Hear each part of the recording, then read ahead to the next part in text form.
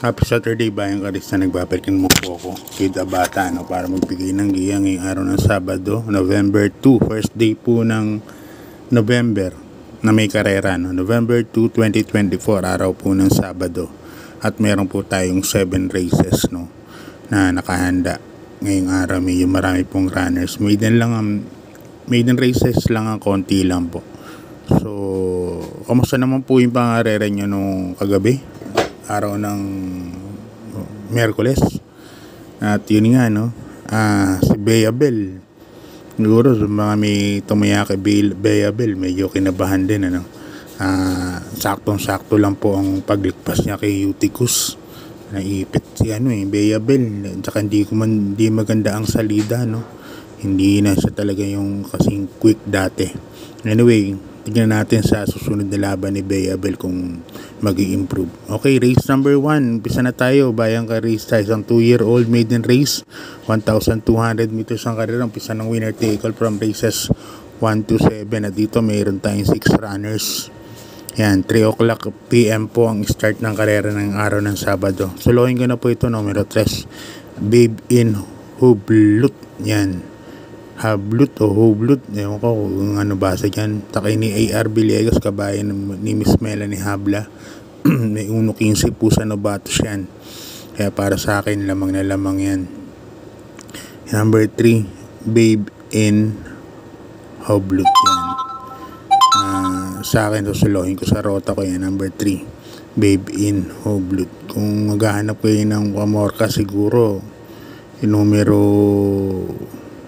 4, Swift Andre, sa kay ni Jackie E.A. Abrea, pamorkas kay Babe in Hublut. Okay, lipat tayo sa race number 3, race number 2. Bayang karista, another maiden race, 3-year-old and above maiden race. Dito 1,200 meters ang karera. Umpisa naman ang peak 6 from races 2 to 7, 1,200 po ang distansya natin. Ngayon medyo maikli lang yung 3-year-old and above maiden race. Dati 1,400, ngayon ginawa lang 1,200 meters. Para sa akin, susuluhin ko na po ito, number 1, Just Me. Yan, sa kay ni Jackie Albert Serios. Wala akong nakikitang mabilis, kundi siya lang, no, si Just Me. Sa tingin ko, makakaraos na ito ngayong araw na to. Number 1, Just Me. Kaya para sa akin, first double, parehas solo. Babe in Hublut, Just Me. Yan, susuluhin ko rin po sa aking grota yan. Pamorkas ko, number 2, Everland, just in case natataya ako ng forecast. Okay, lipat tayo sa race number 3. Bayang karista, isang rating base class 4, 16 points to 21 points split group, 1,400 meters. Umpisa ng peak 5 from races 3 to 7. At dito meron tayong 10 runners but 9 betting options lang tayo, no.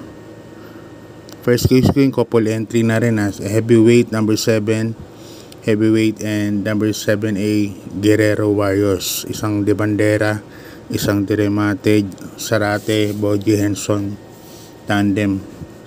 Tingin ko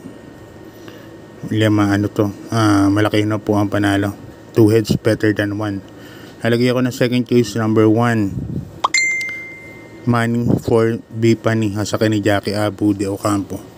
Si Manny 4B Pani, laging lagi natitimbang, lagi naman labas, so, at kabitan pa kay Jasmine sa una yata. Okay, good luck bayang karista. Lipat tayo sa race number 4. Isang rating base class 5, 6 points to 10 points split group, 1,400 meters. Umpisa ng peak 4 from races 4 to 7. At dito meron tayong 8 runners, no, 1,400 meters. First case ko, my boy Lollipop, na segundo po nakaraan niya sa isang may pa-premium karera kay Bantay Sarado. Tercero yata, kaya para sa akin bandera to, si my boy Lollipop. Sa tingin ko, silbing batak lang din yung nakaraan. Medyo bumabalik na yung inam niya, no, yung buti na yung number 8, my boy Lollipop. Second case ko, number 7, Destiny, sa kay ni Jackie J.M. Estorque. Yan, bagong babayan. Malaki din po ang panalo. Lalagay ko ng third choice, Boss Pabale, number 4. Yan. may panalo din yan dyan, Alvin Cruz. Okay, good luck Bayan Garza. Lipat tayo sa race number 5. Isang rating base class 5, 6 points to 10 points split group. At dito mayroon tayong 8 runners sa 1,400 meters. Meron tayong 8 runners but 7 betting options lang. First case ko number 2, Windstorm. Dito pa rin ako lalagay yung gandang numero kahit na naglakad last 100 meters or so na lang naglakad doon nakaraan. Ngayon sa tingin ko baka ma-pacing ni Josh Reyes palalo. Walang masyadong mabol. Mabagal naman tingin ko pacing nito. Walang masyadong mabilis no, Sky Plus lang. Kaya para sa akin yan ang first case ko number 2, Windstorm.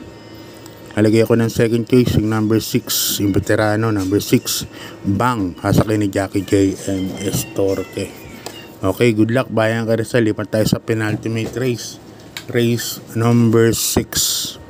Race number 6 natin sa rating base class 5, 11 to 15 points split group. 1,400 meters din ang karera. At dito meron tayong 10 runners, no? Medyo marami ng entries at medyo magulo po itong lineup na to. Ngayon, siyempre, for tips purposes, pipili po tayo. Ang first case ko, Dehado, number 2, Aliana, sa ni Jackie Jenjen Hugo. Tingin ko, bandera po yan, si Aliana, no? At cartel ni Jenjen, yung dalawang kwaras, tingin ko, malaki na po ang panalo. Number 2, Aliana, Dehado pa po yan. Ang gandang Dehado yan. Second case ko, number 4, Kalangkaman Island, si Aspare Jr. Yan, veteran na sa 11 to 15 points split group yan. Nabitin lang po nakaraan yan ng last race. Kaya para sa akin, may malaki rin po ang panalo. At ang nag-iisang Kaboom, yan, matagal nang nabakasyon. Tingin ko, kung yung inaw walang talo. Pero tingnan natin, mahaba na bakasyon ni Kaboom So, panamaw rin yan. Okay, good luck Bayan Garza. Lipat tayo sa last race. Isang rating base class 5, 11 points is 15 points split group. 1,400 meters. Dito may 10 runners po tayo. Okay, first race ko number 5, Distant Thunder. Gate Pabilik ang sasakay. Ganda tinakbo ni Distant Thunder nakaraan, ano? Kaya yan ang first case. Second case ko number 4, Aphrodite. JM Estorque naman ang sasakay. At ang third case ko numero 6, Sound of Silence, sasakay ni RM Garcia. Ito yung bandera nakaraan kila Doña Chichay, Sound of Silence. So yan, God bless Bayan Garza, hanggang dito lang. God bless po at good luck po sa inyong pangangarera. Maraming salamat po sa pagsuporta sa Kids Section.